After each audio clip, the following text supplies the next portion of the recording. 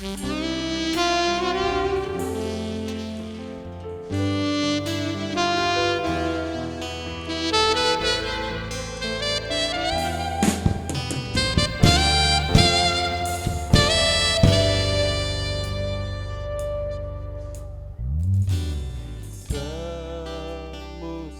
berlalu, namun kau selalu pelihara aku. Kasih dan setiamu tak pernah layu di hidupku. Lebih luas dari samudra, kebaikan-Mu Bapa takkan habis di hidupku. Lebih tinggi dari cakrawala, tak terbatas kasih-Mu. Sungguh ku bersyukur.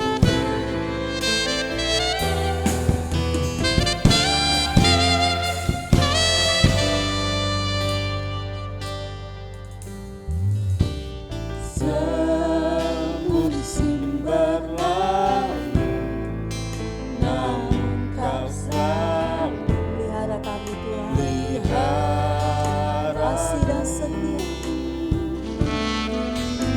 kasih dan setia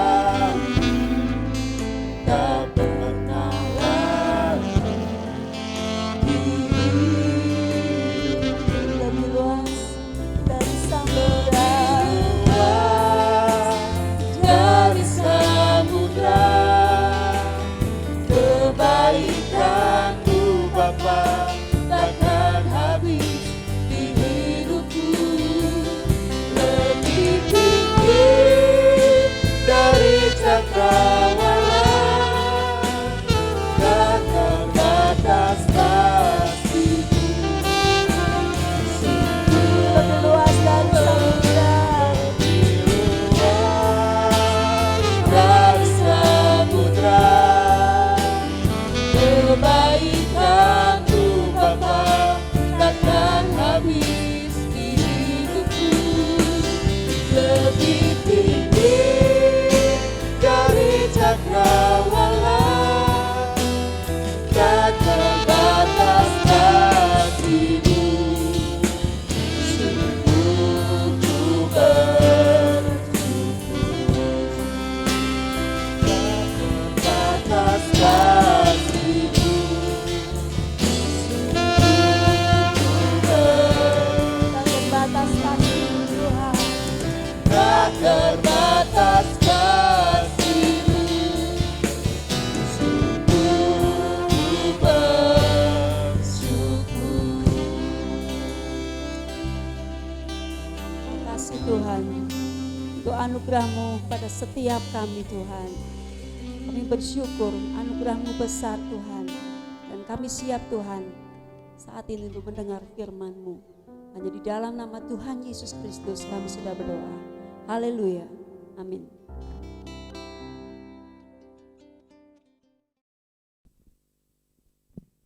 Selamat sore Bapak Ibu Saudara sekalian. Semangat pagi Saudara sekalian. Semangat pagi. Baik.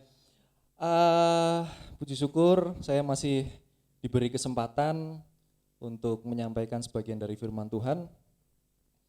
Sore hari ini kita akan membahas tentang sesuatu yang sering kali kita dengar, yang saya yakin Bapak Ibu Saudara sekalian sudah paham, sudah pernah mendengar ini. Kalau dalam bahasa Inggrisnya adalah Matthew 4:19, follow me and I will make you fishers of men. Apa sih itu? Sebelum kita masuk ke Matius ini, Matthew 4 ini, kita akan masuk ke sini dulu. Nah, ini adalah Matius 28 yang terakhir. Mari kita sama-sama buka ayatnya. Matius 28 ayat 19 sampai 20. Mari saya undang Bapak Ibu Saudara sekalian untuk bangkit berdiri, kita baca sama-sama Matius 28 ayat 19 sampai 20. Beginilah bunyi firman Tuhan. Karena itu, pergilah, jadikanlah semua bangsa muridku, dan baptislah mereka dalam nama Bapa dan Anak dan Roh Kudus. Dan ajarlah mereka melakukan segala sesuatu yang telah kuperintahkan kepadamu. Dan ketahuilah, aku menyertai kamu senantiasa sampai kepada akhir zaman. Amin. Silakan duduk. Kita sering kali mendengar ayat ini. Ini adalah ajakan atau perintah Tuhan Yesus untuk memberitakan tentang Injil. Jadi ini ayat yang sungguh-sungguh familiar. Tapi permasalahannya adalah sama seperti saya waktu pertama kali ditunjuk Om Rudi untuk menyampaikan firman Tuhan. Pasti ada rasa takut, ada rasa malu, ada rasa tidak pantas, kan? Tapi ternyata perasaan itu karena malu, tidak pantas, karena merasa dirinya itu memang bukan pengikut Tuhan yang baik, masih punya banyak dosa, tapi memang kejadian ini sudah pernah terjadi sebelumnya. Terjadinya di mana sih? Nah, ini dulu. Kita semua pasti pernah gagal. Coba, kalau saya minta angkat tangan yang belum pernah gagal, pasti nggak ada. Pasti kita semua pernah gagal, apapun itu. Gagal dalam bisnis, pendidikan, percintaan, pasti pernah gagal.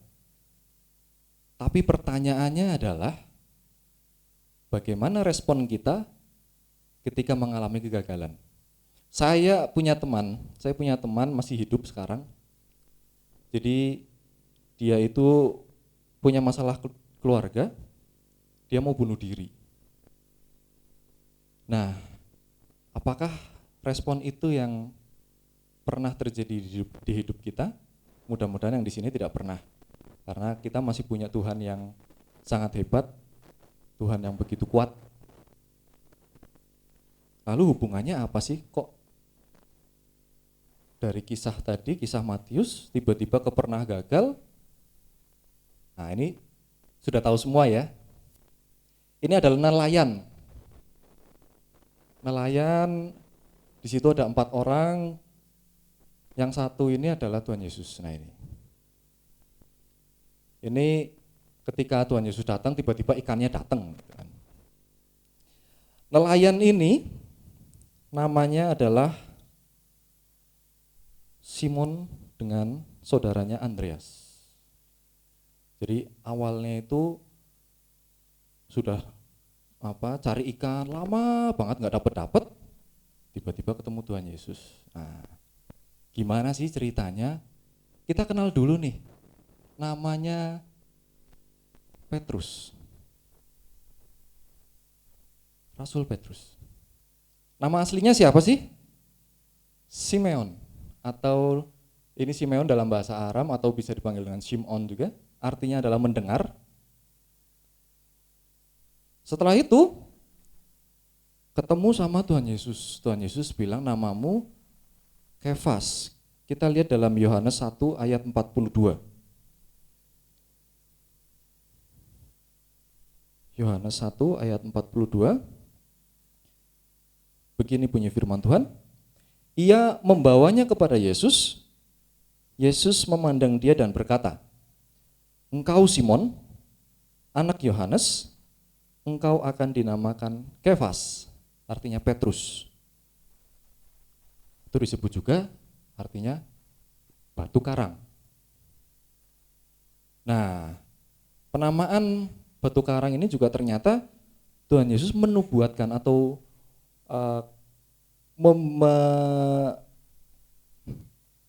melihat bahwa ada sesuatu yang tidak biasa di dalam tubuh Petrus, di dalam diri Petrus.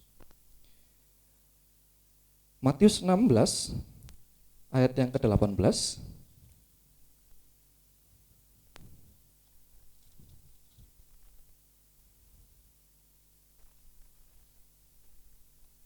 Matius 16 ayat ke-18, begini bunyi firman Tuhan.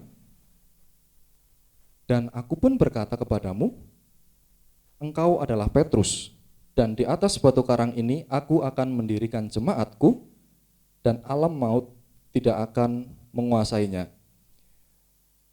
Jadi ayat ini tentang pengakuan Petrus terhadap Tuhan Yesus. Waktu itu datang begitu kan ke Filipi, Kaisarea Filipi, ditanya, Tuhan Yesus tanya, menurutmu siapa sih anak manusia ini? Ada yang bilang Yohanes, ada yang bilang Elia, macam-macam, tapi satu-satunya yang bilang Mesias adalah Petrus. Ayat 16 berkata, maka jawab Simon Petrus, engkau adalah Mesias, anak Allah yang hidup.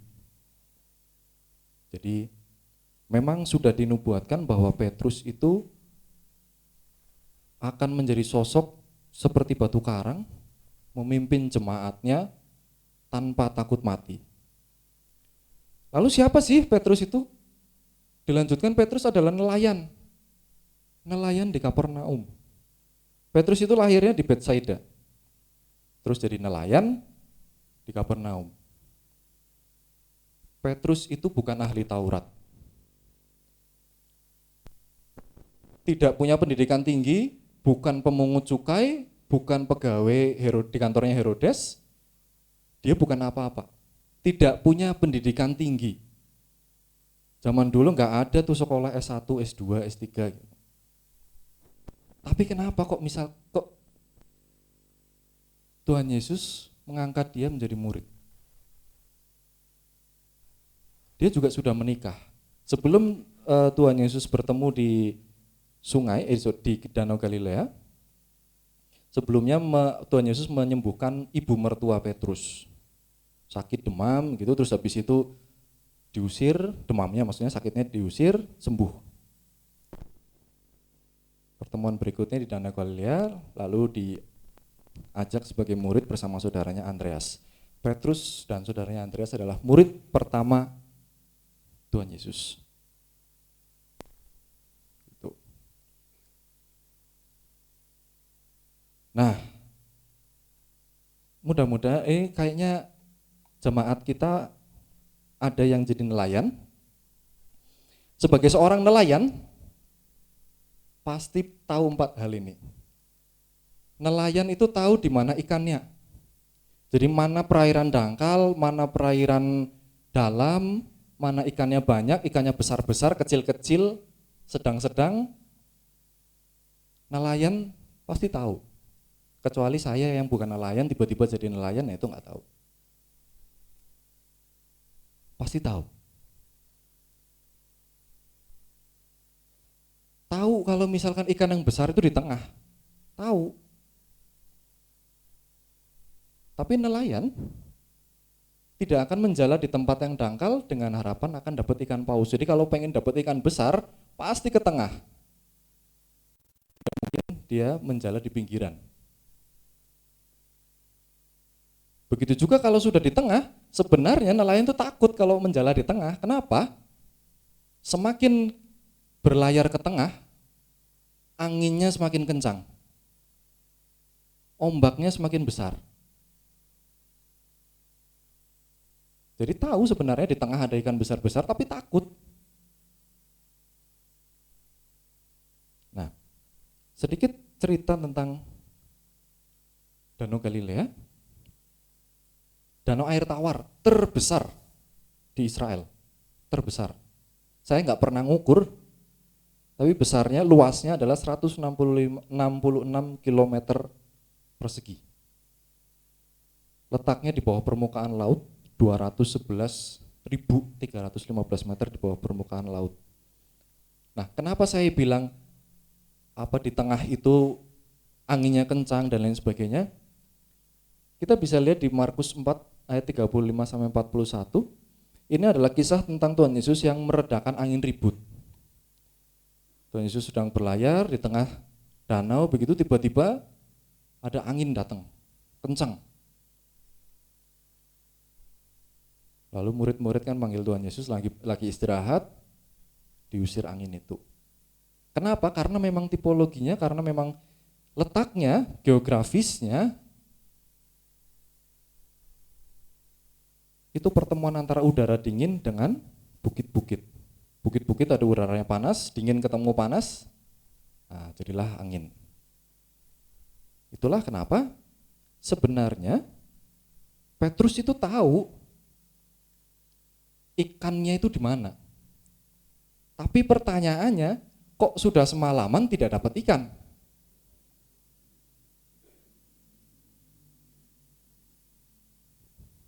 Dalam Lukas 5 ayat ke-5, Guru, telah sepanjang malam kami bekerja keras dan kami tidak menangkap apa-apa. Tetapi karena engkau menyuruhnya, aku akan menebarkan jala juga. Tahu sebenarnya, karena pekerjaan Petrus adalah nelayan. Tapi kok bisa nggak ada ikan? Satu pun tidak dapat ikan.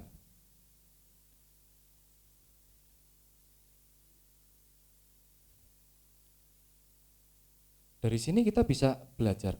Sebenarnya kadang-kadang nih, kita ngerasa kita tuh banyak tahu, kan? Kita sebagai orang terpelajar, sebagai orang yang merasa paling tahu, tapi ternyata tidak tahu sama sekali.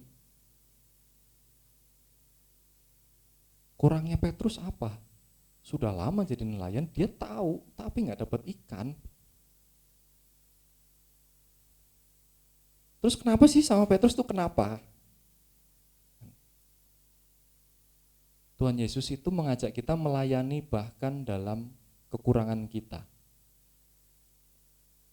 Lukas 5 ayat 8 berkata, Tuhan, pergilah daripadaku karena aku ini orang berdosa. Ketika Om Rudi minta saya untuk menyampaikan firman Tuhan, saya terus terang bilang sama Om Rudi, Om, saya itu jarang baca Alkitab. Baca Alkitab cuman di gereja. Terus saat teduh aja itu kalau diingetin istri, kalau enggak ya lupa. Saya itu orangnya banyak dosa. Tapi heran juga, sama, Tuhan Yesus itu sudah mempercayakan kita, mempercayakan Bapak Ibu Saudara sekalian, sesuatu yang mungkin menurut kita semua itu aneh, menurut kita semua tuh kok bisa gitu loh. Ada yang dipercayakan sebuah jabatan, ada yang dipercayakan pendidikan yang tinggi. Hanya seringkali ketika sudah diberi kepercayaan yang enak, kan, lupa siapa yang memberi kepercayaan itu. Segala sesuatu yang ada di kita, ada apa yang terjadi di hidup kita itu semuanya sudah ditulis, semuanya memang sudah kehendak.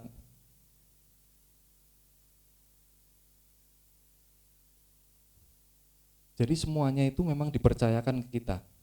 Ada yang dipercayakan 1 anak, 2 anak, 3 anak.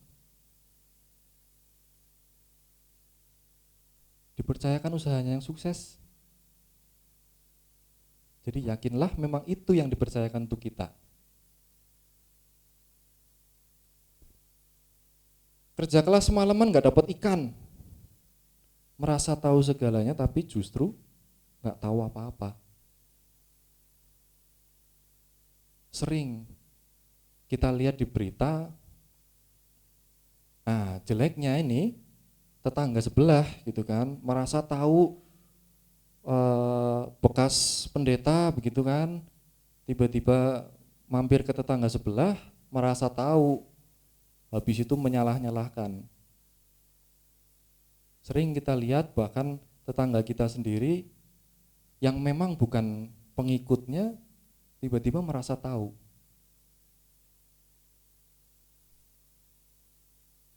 Jadi di sini kita diberi kesempatan untuk yuk, kita itu bukan apa-apa di hadapan Tuhan, belum tahu apa-apa di hadapan Tuhan,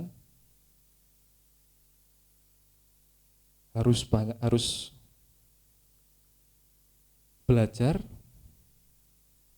Jangan sampai kita merasa lebih tahu dari Tuhan, lebih hebat dari Tuhan.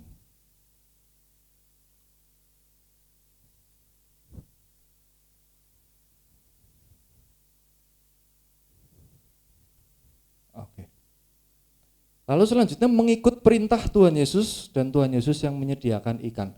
Apapun yang Tuhan percayakan. Saya juga bingung. Butuh beberapa bulan untuk berpikir apakah benar keputusan Om Rudi itu apakah benar. Tapi ketika saya melihat, saya membaca ini, ya udah jalanin aja. Ketika kita memang merasa itu yang dipercayakan Tuhan kepada kita, mau nggak mau kita tidak akan mengecewakan Tuhan. Kita harus tidak mengecewakan Tuhan.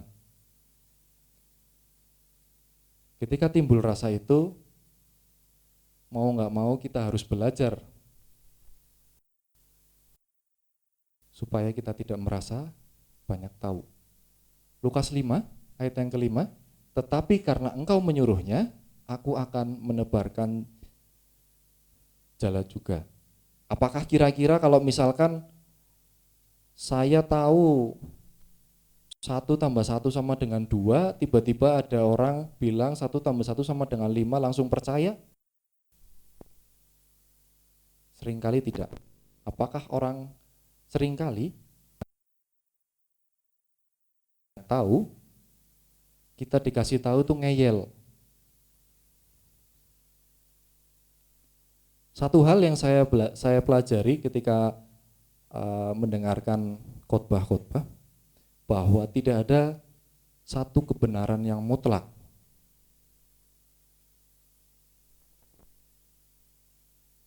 Jadi angka 9 dari sisi saya benar, dari sisi Rufus dilihat angka 6 juga benar.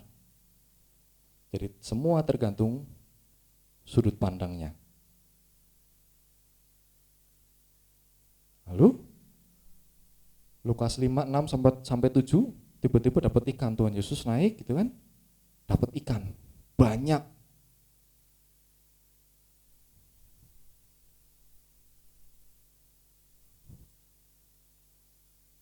Mazmur 37 ayat 5 berkata bahwa serahkanlah hidupmu kepada Tuhan dan percayalah kepadanya dan Ia akan bertindak.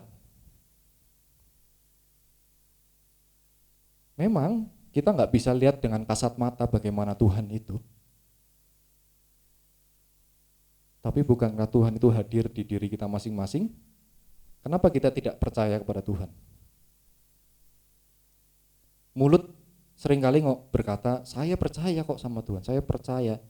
Tetapi tindakan kita, perasaan kita, seringkali muncul keraguan-raguan. Seringkali muncul tidak percaya.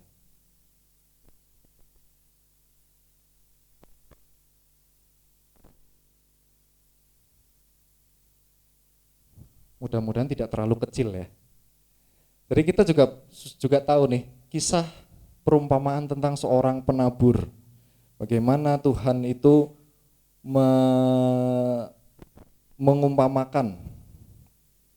mengumpamakan seseorang yang ketika mendengar firman Tuhan itu bagaimana? Reaksinya bagaimana? Dalam Matius 13, 1 sampai 23 itu lengkap sekali. Ada yang jatuh di pinggir jalan lalu ya udah biarin aja dimakan burung. Ada yang jatuh di tanah berbatu, tumbuh tapi mati karena nggak punya akar. Karena batu sih nggak ada tanahnya. Jatuh di semak berduri, mati karena kehimpit semak. Jatuh di tanah baik, buahnya banyak. Maksudnya apa sih? Ketika kita mendengar firman Tuhan, tapi nggak mengerti, dirampas oleh si jahat. Jatuh pinggir jalan sudah selesai. Ketika orang hanya mendengar sepotong-sepotong, seringkali ya ada berita-berita biasanya di grup WA keluarga gitu. Seringkali yang nyebar info yang belum begitu benar adalah grup WA keluarga. Nah, ada ini. Kita dengar, kita lihat, tapi tidak mengerti. Ya udah jadinya ya seperti itu, merajalela begitu.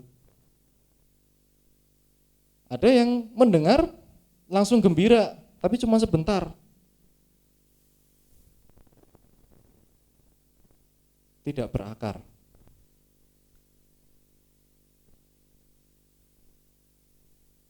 Seringkali lupa. Kita misalkan gini,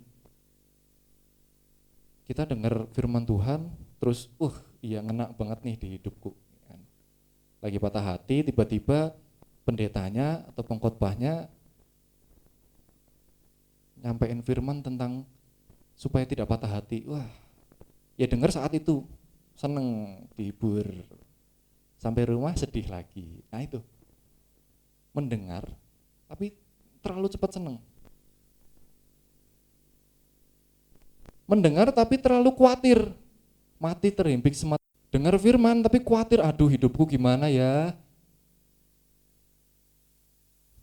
besok gimana ya, ini gimana, itu gimana. Satu hal yang saya kagum dari cerita-ceritanya Om Rudi sering cerita, mau ke sini untuk pelayanan begitu kan, mau pergi ke luar kota, mau pelayanan, tapi bingung, tidak memungkinkan secara manusiawi. Kasarannya uangnya kurang gitu katakanlah. Nah tiba-tiba ada yang ngirimin dan lain sebagainya. Bagaimana beliau itu tidak khawatir, bagaimana beliau itu memang menyerahkan hidupnya, menyerahkan segala sesuatunya kepada Tuhan. Yang terakhir, mendengar dan mengerti. Artinya ketika kita mendengar firman Tuhan, kita mengerti firman Tuhan, buahnya banyak, bukan hanya di hidup kita, di hidup orang lain juga begitu.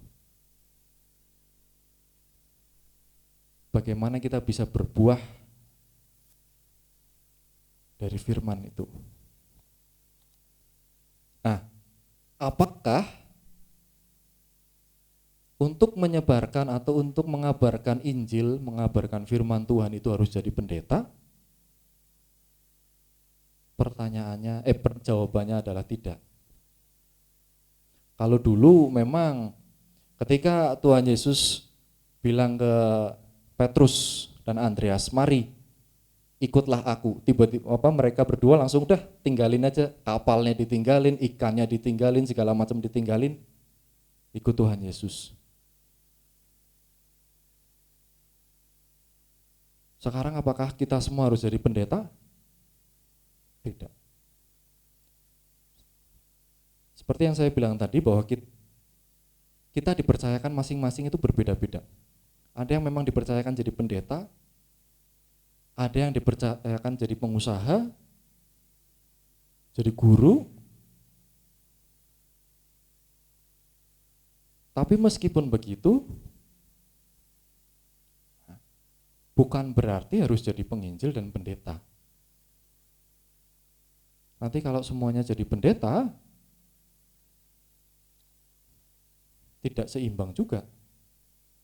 Bukan berarti kita tiba-tiba nih datang gitu kan, datang ke pengajian misalkan, terus tiba-tiba ngajak orang, mari ikutlah aku. Enggak, tiba-tiba menginjil di situ, enggak, bisa bunuh diri di situ. Tapi caranya gimana? Menjadi orang yang mau mengamalkan firman Tuhan, sehingga orang lain mengenal Tuhan yang hidup dalam hati mereka.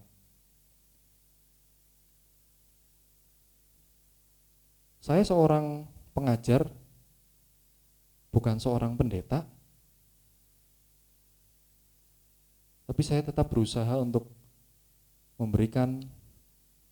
mengabarkan firman Tuhan supaya masing-masing dari kita, termasuk saya sendiri, mengenal Tuhan yang hidup dalam hati kita. Jadi nggak perlu nih, tidak harus lewat mimbar seperti ini baru kita dengar firman, baru kita mengabarkan firman. Cara yang seringkali disampaikan di grup kita bisa lewat WA atau lewat gambar begitu. Banyak cara sekarang. Kalau dulu memang nggak ada HP, jadi harus datang gitu kan, harus di mimbar. Mulailah dari orang yang paling dekat dulu. Siapa sih? Suami kita, istri, anak, orang tua.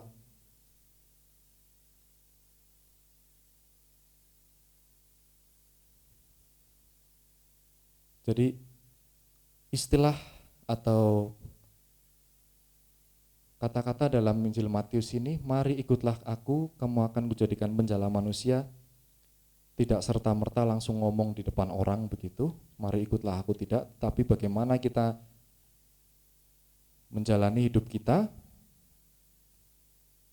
sesuai dengan apa yang diajarkan oleh Tuhan. Bagaimana kita memberikan kabar baik, bagaimana kita mengajarkan orang lain tentang firman Tuhan dengan perbuatan kita. Kalau misalkan kita tiba-tiba ke orang kantor nih, lalu ngomong menurut Lukas sekian, bisa-bisa langsung ditinggal, terus nggak temenan lagi. Karena sekarang itu gesekan agama itu luar biasa hebatnya. Jadi pintar-pintarlah, bukan langsung menurut ini, tetapi bagaimana menunjukkan kualitas hidup kita kepada orang lain, kualitas yang sesuai dengan ajaran Tuhan Yesus. Ketaatan kepada Allah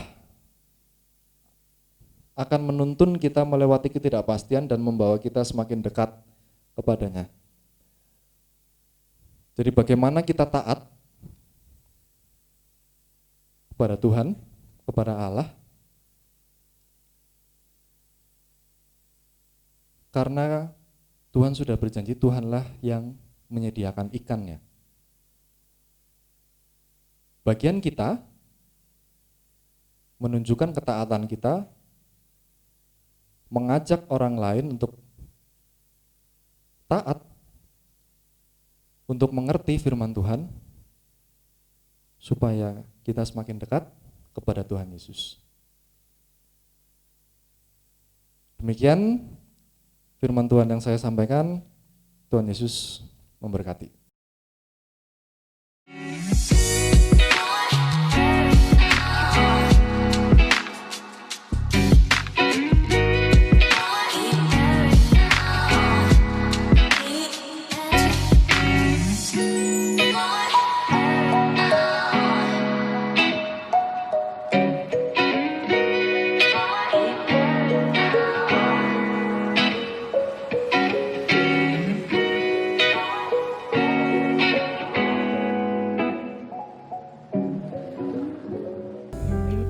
Di akhir dari ibadah ini, kami mengucap syukur kepada Engkau Tuhan, buat kesempatan yang Kau berikan kepada kami untuk kami beribadah, menaikkan pujian, pengagungan bagi Engkau Tuhan. Dan kami juga memberikan persembahan sebagai ucapan syukur kami. Engkau memberkati semuanya ini Tuhan. Terima kasih buat kebenaran firman-Mu. Saatnya kami akan meninggalkan tempat ini, kami pulang dengan sukacita, kami pulang dengan membawa berkat-berkat-Mu. Bapak, Ibu, dan saudaraku yang sangat dikasihi Tuhan, terimalah berkat dan anugerah dari Allah Bapa di surga, kasih dan cinta Tuhan kita Yesus Kristus, anaknya yang tunggal, dan penghiburan kekuatan dari kuasa Roh Kudus menyertai kita mulai saat ini, esok, bahkan sampai Maranatha Tuhan datang. Terpujilah Engkau Tuhan, Allah yang baik, Allah yang maha kuasa, Allah yang memberkati kami. Engkau juga Allah yang menyinari kami dengan wajah-Mu Tuhan dan memberikan kepada kami kasih karunia.